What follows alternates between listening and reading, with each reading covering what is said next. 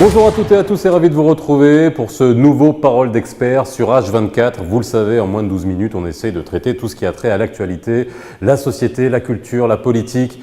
Et puis, n'hésitez pas, comme vous le savez, à réagir sur les réseaux sociaux. Ça nous permet d'alimenter à chaque fois les sujets que nous traitons pour vous et puis aussi de choisir les sujets qui vous intéressent. On parle aujourd'hui d'illettrisme, d'analphabétisme numérique. Et c'est là où l'éducation digitale prend tout son sens et où on parle aussi de coding. Mais parfois, on ne sait pas ce qui se passe derrière et on nous dit qu'il faut initier les enfants au coding très tôt. Qu'est-ce que c'est que le coding ? À quoi ça sert ? On en parle aujourd'hui avec mes deux invités, Kautar et Malik Bouachrin, qui ont créé Coding Kids. Ils sont frères et sœurs. Parole d'expert spéciale éducation digitale, c'est tout de suite. Et sur le plateau, comme je vous l'ai annoncé, j'ai le plaisir de recevoir Kautar. Bonjour Faisal. Et Malik. Bonjour. Et vous avez la particularité de partager le même nom de famille. Vous êtes frères et sœurs. Je ne dirai pas qui est le petit frère ou la grande sœur. Merci beaucoup. Mais vous l'avez compris dans la phrase. Alors, déjà, on va parler d'éducation digitale, on va parler de coding. On voit bien avec vos t-shirts, hein. We make coding cool in schools. On a bien compris. Si vous ne parlez pas anglais, allez sur Google et puis vous comprendrez la traduction. Mais en gros, c'est rendre le coding cool pour les enfants et au sein des écoles. Mais avant ça, moi j'aimerais juste qu'on comprenne. On en parle beaucoup du coding, mais qu'on comprenne ce que c'est le coding. Quand on nous dit « Ah bah tiens, mais les enfants, demain, il faut les mettre au coding, il faut apprendre le code, etc. » On commence à s'affoler. On se dit « Mais qu'est-ce que c'est ?» Alors, qu'est-ce que c'est que le coding, en quelques mots, de manière simple ? Alors, le coding, en quelques mots, c'est un mot valise, on met beaucoup de choses dedans. Mais concrètement, c'est deux choses. Nous, on parle plutôt d'éducation digitale. Et dedans, on met l'apprentissage de l'algorithmie, de la programmation, très tôt, hein, pour des enfants à partir de 7 ans. On met aussi la connaissance, comprendre ce qui se passe dans un ordinateur en termes de matériel, de logiciel, mais on étudie aussi l'impact sur la société de l'utilisation de la technologie, de l'utilisation des ordinateurs. Et ça, dès quel âge ? Dès 7 ans. Dès 7 ans ? Oui. C'est-à-dire qu'à 7 ans, on peut commencer à comprendre ça facilement. Pour eux, tout est nouveau et ce ne sont que des mots compliqués qui nous paraissent compliqués, mais pour eux, c'est juste des nouveaux mots. Parce qu'aujourd'hui, donc l'algorithmie, c'est vraiment la logique mathématique qui pourrait être appliquée dans notre vie de tous les jours. Donc un enfant, il sait comment se brosser les dents, il sait quelles sont ses étapes. Voilà. Nous avons aujourd'hui des langages de programmation très accessibles pour les enfants qui leur permettent de créer leurs animations, leurs jeux vidéo. Et la citoyenneté digitale dont parlait Malik, qui est très tôt, aujourd'hui, les enfants sont face aux écrans et ils doivent comprendre et être responsabilisés pour qu'eux-mêmes ils puissent faire de bons choix. C'est-à-dire apprendre la vie privée, comment réagir, comment identifier en fait du cyberharcèlement, comment faire de bons choix médias. Et donc tout ça, on leur donne ces outils-là pour qu'ils comprennent le monde digital qui les entoure. On va prendre un exemple, juste TikTok, juste leur faire comprendre que TikTok gagne de l'argent en vendant le temps de l'enfant. Et là, donc il y a tout un effort en fait d'éducation digitale. Donc finalement, c'est de l'éducation digitale, bon, ça c'est une chose. Alors c'est pas technique, mais c'est quand même de la sensibilisation. Oui. Et il y a le côté technique qui est l'apprentissage du coding dès le départ. Et alors comment est-ce que ça vous est venu justement d'arriver à créer Coding School ? Parce que finalement c'est de ça dont on va parler. Coding School, c'est quoi et comment vous est venue cette idée-là ? Donc, en 2017, en fait, on voyait que plein de pays, genre l'Estonie, l'Angleterre, etc., commençaient à introduire la programmation informatique dès le jeune âge, donc à partir de 6 ans, 7 ans. Alors, il faut juste préciser que l'Estonie est le pays le plus digitalisé au monde. Exact. Et où les procédures administratives, je crois qu'il y en a 500, sauf le mariage et l'achat d'une bagnole. Allez comprendre pourquoi. L'achat d'une maison, pardon. Donc, je vous disais, en 2017, on voyait les prémices en fait, d'initiatives nationales à l'international pour implémenter le codage dès le jeune âge. Donc, on s'est intéressé à ça. On a créé Coding Kids, qui est un club extrascolaire d'activités où on initie les enfants dès 7 ans à la programmation informatique et à l'éducation digitale. En 2020, on est passé en ligne avec Covid. Donc là, on donc avant, c'était en présentiel, oui, avec ça, le confinement. Okay. On est passé en ligne, qui était une volonté dès le début pour nous. Aujourd'hui, on accueille des enfants de partout au Maroc, de France, de Belgique. Et entre-temps, nous avions reçu des demandes d'écoles qui souhaitaient implémenter notre enseignement au sein de leurs établissements.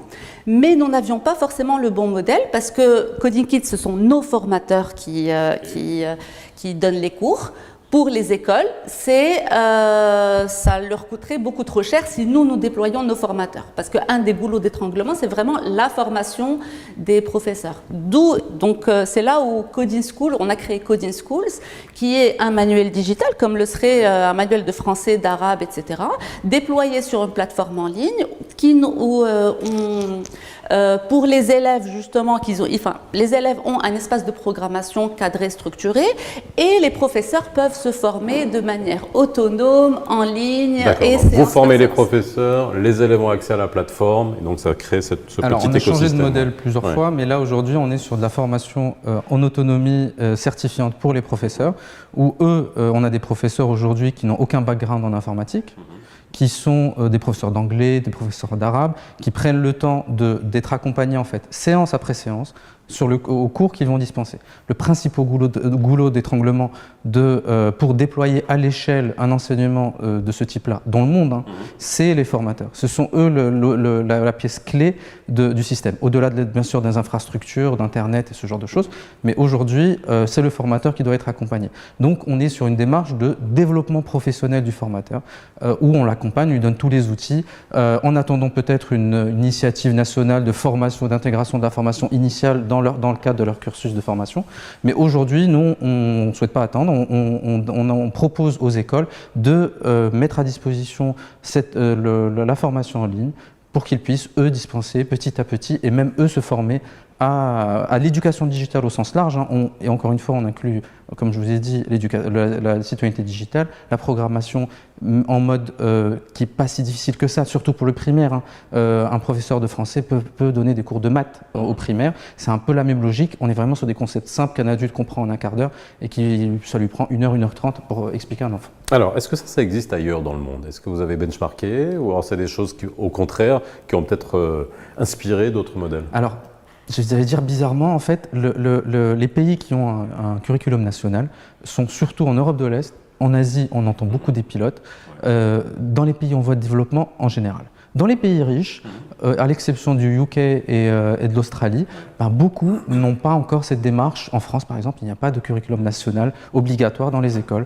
Au Maroc, il y a une initiative du programme Génie, qu'on salue d'ailleurs, qui introduit au CE5 et au CE6 quelques cours de Scratch. Mais Scratch, oui, c'est un outil en fait, c'est un environnement de développement par bloc. Bon, j'utilise des mots un peu techniques, on va passer. Mais quelque part, c'est l'outil qu'utilisent les enfants de manière très intuitive, ludique, pour programmer. Et en fait, c'est comme si les pays en voie de développement ont compris l'urgence, parce qu'il y a une vraie corrélation aujourd'hui entre la main-d'œuvre qui est formée à l'informatique et la croissance économique des pays. Ça, c'est des recherches qui le disent. Et donc, les pays en développement ont cette urgence-là pour former la prochaine génération. C'est un peu comme l'anglais d'il y a 15 ans. Avant, beaucoup de gens en avaient besoin. Aujourd'hui, tout le monde en a besoin. C'est la même chose. C'est une nouvelle langue, c'est une nouvelle façon de réfléchir. Et on commence très tôt parce que ça structure la pensée. En fait, c'est comme pour le français, c'est-à-dire ça serait comme le latin, c'est-à-dire peut-être quelque chose, même les gens qui ne vont pas faire du coding leur carrière, pas nécessairement, mais comprendre ce qu'il y a derrière les écrans. En fait, aujourd'hui, dans les départements non technologiques dans les entreprises, on leur demande de connaître des notions d'algorithmie parce qu'on va manipuler. Ça va leur permettre de développer les produits et de voir comment ils vont utiliser la data. Exactement. Ça ne doit pas passer obligatoirement par les IT à chaque fois pour développer le produit. Ça s'adresse à qui? Alors, tu m'as dit à partir de 7 ans, mais de 7 ans jusqu'à quel âge, finalement, est-ce qu'on peut bénéficier de la Coding School? Et qu'est-ce que ça ramène comme autre compétence? Parce que là, on a bien vu les compétences. Éducation digitale, c'est une chose, le coding, d'autres choses, mais est-ce que ça ne vient pas apporter un complément à tout un cursus scolaire, voire même plus loin dans l'enseignement supérieur par la suite? Complètement, parce que le codage informatique développe d'abord des soft skills, c'est-à-dire la logique et le raisonnement. Ça structure la logique, la résolution de problèmes. Quand on a en face un programme qu'on doit créer, on doit suivre une certaine logique pour pouvoir y accéder. C'est des maths, quoi. C'est de la logique, exactement. Oui. C'est de la logique mathématique. Ça développe la persévérance. Le codage, ce n'est que trial error. Donc ça développe la créativité parce que très jeune, à partir de 7 ans, les enfants, ils créent leurs animations, ils choisissent leurs personnages, ils enregistrent leur voix. Vraiment, ils rentrent dans leur monde à eux et s'expriment à travers ça.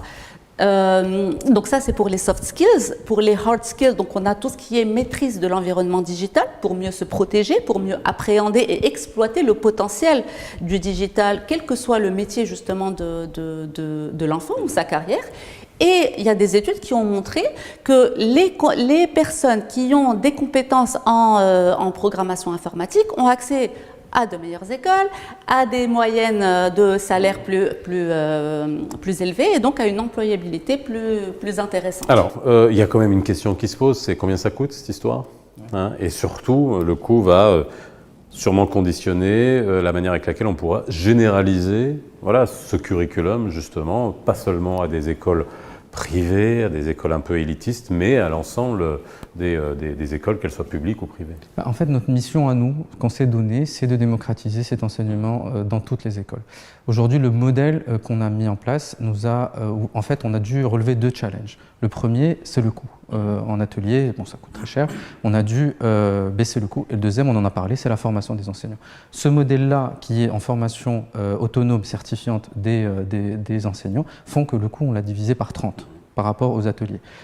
Et le modèle qu'on a développé, c'est, comme a dit Kautsar, un manuel de l'élève que les parents peuvent acquérir, qui est dans la liste des fournitures scolaires des écoles, comme un manuel de français, comme un manuel d'arabe, à peu près au même coût. Hein. On va dire qu'on est dans la moyenne haute d'un bon manuel de français, on va dire ça. Et à partir de là, l'école pour elle n'a pas de surcoût, à part si elle souhaite vraiment un suivi, accompagnement plus personnalisé. Et derrière, tout le monde est gagnant quelque part dans cette histoire-là, parce que les parents, ils n'ont pas besoin d'inscrire leurs enfants chez nous, hein, on est un peu cannibale, mais chez Coding Kids à un prix beaucoup trop cher pour la plupart, et on sort de cet élitisme dont vous avez parlé. Alors, dernière chose, je sais que vous êtes en train de mener une opération dans le monde rural avec un grand acteur national. Est-ce que vous pouvez nous en dire un peu plus ? En fait, Coding Schools, le curriculum et la plateforme sont disponibles en 3 langues, arabe, français et anglais. Nous travaillons déjà avec... Quel arabe ? Fosha ou la Darija ? Fosha. Ok. Fosha. الخوارزمي. Okay. Donc, nous travaillons, comme vous avez vu dans le reportage, avec les écoles privées en anglais, les écoles type Montessori, type IB, bac international en anglais, mais aussi nous formons des enseignants dans le rural en arabe pour qu'ils enseignent, pour qu'ils... Aujourd'hui, en fait, on accompagne une cinquantaine d'écoles dans le rural, 68 professeurs, 750 élèves qui aujourd'hui, pendant qu'on parle, ils sont en train d'apprendre l'algorithmie et la programmation et la technologie. Et comment ils accueillent ça ? Ils sont bons ? Ils sont très... En fait, les conditions sont touchantes parce qu'au final, ils sont par groupe de 2 ou 3 par ordinateur, rien à voir avec le privé. Ils sont très enthousiastes, les professeurs, on les salue, sont de bonne volonté et ça se passe vraiment très bien. 90% des formateurs ne sont pas du tout, n'ont pas de background informatique là-bas. Et quand même, ils estiment à 4,9 sur 5 une note, leur capacité, à l'heure d'aujourd'hui, à refaire en autonomie les cours. Donc on est très, très fiers de cette initiative-là et on remercie ce grand acteur national pour cette initiative. Eh ben, merci en tout cas, bravo pour ce que vous faites. Coding School, voilà, vous savez tout sur l'éducation digitale, le coding, ne vous inquiétez pas, ce n'est pas une fabrique à geeks, ça aussi ça peut être une question. Non mais c'est vrai, c'est très important de le dire. C'est pour ça que vous avez posé la question au début. Fabrique à geeks, non, voilà, soft skills, éducation digitale, être sensibilisé, et puis aussi du coding pur et dur pour ceux qui demain voudront être développeurs d'appli et puis maîtriser l'intelligence artificielle, les algorithmes et tout ça. Voilà, merci d'avoir été avec nous dans Parole d'experts sur H24. On se retrouve très vite pour une nouvelle émission. N'hésitez pas à réagir sur tous nos réseaux sociaux. À très vite. Au revoir.